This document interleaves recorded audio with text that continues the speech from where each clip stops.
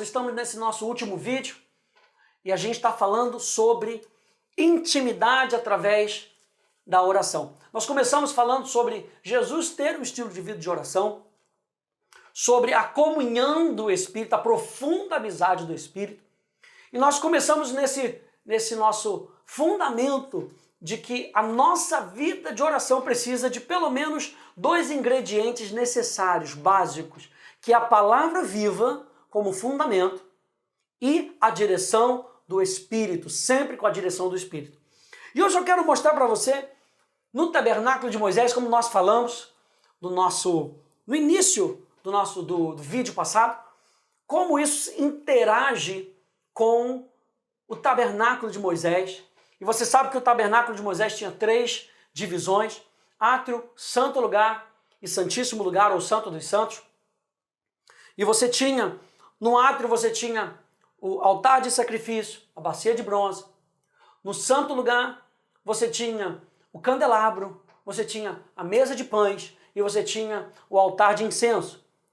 E no santíssimo lugar você tinha ali a arca da aliança, que simbolizava a própria presença de Deus. Veja lá comigo em Êxodo capítulo 25. Êxodo capítulo 25. Veja o que Deus fala para Moisés. Êxodo capítulo 25, verso 8. E me farão um santuário para que eu possa habitar no meio deles. Qual era o desejo de Deus aqui? Habitar no meio deles. Toda a intenção de Deus, toda a intenção dos sacrifícios, toda a intenção de uma ordem de Deus com relação à adoração era para que Deus pudesse habitar no meio do povo. Você lembra que nós falamos que a adoração começa com Deus? É um padrão, revelação e resposta. Então, tudo começa com uma atitude divina. E Deus está falando que, Moisés, eu preciso com que você me obedeça e construa isso dessa maneira. Por quê? Porque eu quero habitar no meio deles. Verso 40, ele diz assim: vê, pois, que tudo faças segundo o modelo que te foi mostrado no monte. E até agora a gente tem visto um modelo de adoração com base em João capítulo 4. A gente tem visto lá a conversa de Jesus com aquela mulher samaritana. A gente tem visto muitas coisas que nós estamos vendo que são fundamentais. E a gente poderia até dizer que fazem parte desse modelo que Deus deixou através da sua palavra para que a gente seja a gente seja verdadeiro adorador, que adore em espírito e em verdade. E quando a gente vê então o tabernáculo, a gente entende que o tabernáculo foi construído para que Deus habitasse. E é claro que Deus estava falando aqui de uma maneira transitória. Mas apesar da maneira ser transitória, o princípio é um princípio eterno. Porque hoje Deus não mais habita em construção feita por mãos humanas, mas hoje Ele habita em mim e em você. Aleluia! E Ele construiu esse tabernáculo com base no modelo, e o modelo é o filho padrão. Lembra que nós falamos de Jesus? O modelo é o filho padrão. O desejo de Deus não é viver afastado do homem, mas é viver com o homem. Gênesis capítulo 3, verso 8, diz que quando ouviram a voz do Senhor Deus que andava no jardim pela viração do dia, você lembra disso? Que Deus, ele dava o primeiro passo, ele vinha ter com o homem. E ele vinha ter com o homem num período chamado a viração do dia. Eu acho interessante essa palavra viração do dia, porque essa palavra viração do dia fala de uma brisa suave, um símbolo de descanso. Você lembra lá em 1 Reis capítulo 19 que Elias, ele ouviu a voz de Deus numa brisa suave. Salmo 46, verso 10, aquietai-vos e sabei que eu sou Deus. Ou seja, ele vai ajustando tudo no nosso coração para que nós possamos perceber a presença dele. Nós estamos falando sobre oração, sobre intimidade. Quanto mais nós estamos nessa comunhão com Deus, mais nós vamos nos tornando perceptíveis da presença de Deus dentro de nós. E aí nós podemos experimentar shalom.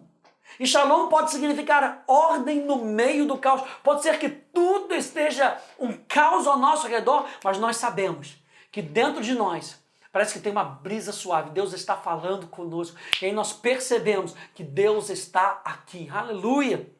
Apocalipse capítulo 21, verso 3, lá no final da Bíblia, diz: então ouvi grande voz vinda do trono dizendo: eis o tabernáculo de Deus com os homens. Lá em Gênesis, Deus vinha ter com os homens. Em Êxodo, nós vemos uma construção que representava a habitação de Deus. Em Apocalipse, nós vemos Deus dizendo: eis o tabernáculo de Deus com os homens. Deus habitará com eles. Eles serão povos de Deus e Deus mesmo estará com eles. Quando a gente olha para o tabernáculo, o tabernáculo ele era chamado de um lugar de encontro. O tabernáculo também era chamado de santuário, ou o lugar da santidade e do caráter de Deus. O tabernáculo também era chamado o lugar da habitação de Deus, de tenda, feita para ser temporária, com um aspecto de peregrinação. Era o tabernáculo da congregação. Era a casa do Senhor teu Deus, um lugar para a família de Deus. Era o tabernáculo do testemunho, ou um lugar de comunhão com Deus. E uma outra coisa que a gente vê é que o tabernáculo era segundo um modelo. E veja, o modelo do tabernáculo apontava para a obra consumada de Cristo. Você pode ver aí na sua apostila que tem uma figura da disposição das tribos. E você consegue ver que a disposição das tribos forma uma cruz. Sabe por quê? Porque o modelo do tabernáculo era com que no cerne da obra de Cristo houvesse o quê? Comunhão com Deus. O lugar da habitação de Deus. Você lembra que nós falamos que o sumo sacerdote, o trabalho do sumo sacerdote era ajudar pessoas a se achegarem a Deus. O modelo do tabernáculo nos mostrava que o intuito era com que Deus habitasse no meio dos homens. Era com que Deus queria chegar e ter comunhão com os homens. E Moisés recebeu essa ordem. Um lugar elevado, privado, para ser construído em um lugar mais baixo. Você vê que ele vai para um lugar mais elevado. Isso aqui é muito interessante. Que era um lugar privado. Deus chama Moisés, sobe até aqui. E ele vai para um lugar elevado, privado, recebe o que ele tem que receber por revelação, mas ele não pode ficar lá em cima. Aquela experiência que ele tem com Deus no lugar elevado é algo espiritual. Era um lugar privado, só ele e Deus. Ele tinha que descer e trazer aquela revelação para os homens. E aí eu me lembro de Mateus capítulo 17, você vai se lembrar disso. Mateus capítulo 17, diz lá que, verso 1, 6 dias depois, tomou Jesus consigo a Pedro e os irmãos Tiago e João e os levou, em particular, a um alto monte. E você lembra que Jesus vai com eles e o objetivo era ter comunhão com Deus, orar, com que eles pudessem experimentar a Deus. E você vê que Jesus vai e eles estão ali e eles, naquele monte, eles veem Jesus transfigurado. Eles recebem uma revelação num lugar elevado e num lugar privado, onde os outros discípulos não receberam. Então ele vai, recebem aquela revelação, Jesus transfigurado, o céu é aberto para eles, e Pedro vai e diz: nossa, vamos ficar por aqui, vamos montar umas tendas. A palavra ali, quando ele fala vamos montar umas tendas, é tabernacular. Ele estava fazendo referência ao tabernáculo de Moisés. Ele estava usando aquelas mesmas palavras. Vamos montar um tabernáculo, porque esse tabernáculo é muito propício para que Deus venha e habite. E Jesus está falando para eles: não, mas não é isso não, nós precisamos descer. Lembra que Moisés subiu, recebeu a revelação e teve que descer e passar para o povo. Era o que Jesus estava querendo com que eles experimentassem. Vocês vão subir, ter comunhão com Deus, receber uma revelação, mas vocês precisam descer. E aí quando os discípulos desceram, eles encontraram um jovem possesso. E não puderam expulsar o demônio deles ali. Você lembra? Lá no versículo 20. E aí a Bíblia, a mensagem diz o seguinte: porque vocês não levam Deus a sério.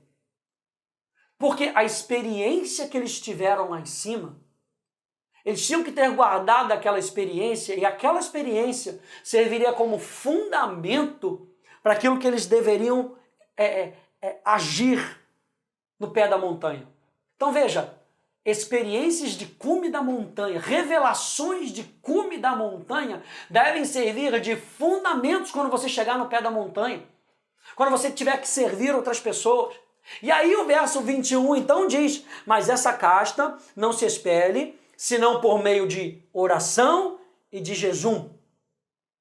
E eu digo aqui para você que não é essa casta, ela se espelhe porque eu preciso jejuar mais, eu preciso, como se a força estivesse na disciplina da oração, e de, então, se eu ler a Bíblia, essa casta não sai, só sai com oração e com jejum. O que é oração e jejum, senão comunhão com Deus?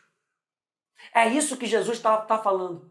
Vocês estiveram na presença de Jesus, um Jesus transfigurado, mas vocês não pegaram o cerne da questão, que era ter comunhão com Deus. Oração e jejum. E isso nos mostra uma vida de fé. O que fé tem a ver com oração e com Jesus? Romanos capítulo 10, verso 17 diz que a fé vem por ouvir a palavra de Cristo. Será que eles, naquele monte, estavam realmente ouvindo o que Jesus estava falando com Elias e com Moisés? Será que eles estavam retendo aquilo que Jesus estava conversando ali com eles, naquela nuvem, naquele ambiente? Porque se eles estivessem realmente ouvindo, aquilo ia gerar fé no coração deles. O que Pedro queria era ficar no cume do monte. Mas quando a fé ela é ativada no nosso coração, nós temos intrepidez para descer a montanha e impactar a vida de outras pessoas. A nossa vida de adoração, a nossa resposta para Deus, quando nós estivermos no cume da montanha, deve impactar a nossa vida ao ponto da gente descer com ousadia para fazer a vontade de Deus. O que fé tem a ver com oração e em jejum e com jejum? Porque fé não é uma mensagem, é um estilo de vida de comunhão. E isso tem tudo a ver com oração e com jejum. Eu digo para você que fé é viver em total união com Deus, depositando tudo o que você é e tem nele, estando em total e completa dependência dele. Isso é uma vida de fé. Kenneth Hagin diz que comunhão com o Pai é a origem da verdadeira fé. A nossa comunhão com Deus deve tocar a nossa vida natural. Esse é o cume de tudo aquilo que a gente tem que falar, de tudo que você aprendeu. Eu quero que você chegue a essa conclusão, que a sua vida espiritual tem que tocar a sua vida natural. Não há razão em subirmos se não descermos e impactarmos a nossa vida cotidiana. Viva uma vida normal, com uma perspectiva sobrenatural. Isso é andar no Espírito. Andar no Espírito é fazer coisas normais, com uma perspectiva sobrenatural. Você vai trabalhar, é normal, mas tem uma perspectiva de que Deus está ali com você, que Ele te capacitou para você fazer aquilo ali, e que de repente Ele pode te dar uma palavra para você ajudar uma pessoa, Ele pode te dar uma revelação num problema que você está tendo ali no natural, para ajudar a sua empresa. Ei, a sua empresa depende de você, que é um ser sobrenatural. Nós já vimos que nós andamos no Espírito à medida que nós falamos com o Espírito. Não há como dizermos que nós temos um relacionamento com o Espírito se negarmos a sua voz. Então, o clímax do tabernáculo, gente, era um lugar secreto, era um lugar santíssimo, era o lugar da verdadeira comunhão. E aí você tem essa imagem, que é a imagem das partes do tabernáculo. Você consegue ver que as partes dos tabernáculos, os utensílios, estão todos arranjados como se fosse uma cruz? A cruz de Cristo não está só do lado de fora, a cruz de Cristo está no centro da intimidade com Deus. O objetivo da vida de adoração é ser impactado através da sua intimidade com Deus. E é interessante que o utensílio mais próximo da arca, e a gente vai terminar com isso, o utensílio mais próximo da arca era o altar de incenso. Está lá em Êxodo 30. O altar de incenso, o que fala da nossa vida de oração. O altar de incenso era o utensílio mais próximo. Em Hebreus, ainda vai dizer que esse utensílio passa para o Santíssimo Lugar. Você consegue ver essa transição da nossa vida de oração, da nossa alma para o nosso espírito. Aleluia! E eu quero também dizer que esse altar de incenso, as brasas que aqueciam o incenso era jogado em cima daquelas brasas, e quando o incenso era jogado em cima daquelas brasas, aquela fumaça subia, aquelas brasas eram tiradas da onde? Do altar de sacrifício. O altar de sacrifício fala do sacrifício de Jesus, aleluia! É a nossa vida de oração impactada pela obra de Jesus, aleluia! Isso fala da nossa adoração, da nossa oração sendo incendiada e apaixonada. Não dá para a gente ter uma vida de oração apática. A nossa vida de oração não deve ser algo burocrático, mas deve ser feito com um senso de quê? De aliança. Por quê? Porque além do incenso ainda era jogado sal, e sal é símbolo de aliança, aleluia! A gente vai ver mais sobre isso no próximo módulo, onde a gente vai falar sobre a vitória da gratidão. E um dos elementos que a gente vai ver é o sal, a gente vai falar sobre a aliança. Então, gente, esse sal que era jogado fala da aliança, os incensos que eram jogados ali, que faziam aquela fumaça, que enchiam o tabernáculo, fala de uma vida de oração que sobe, aleluia, que sobe para Deus, e essa vida era incendiada com a obra de Jesus.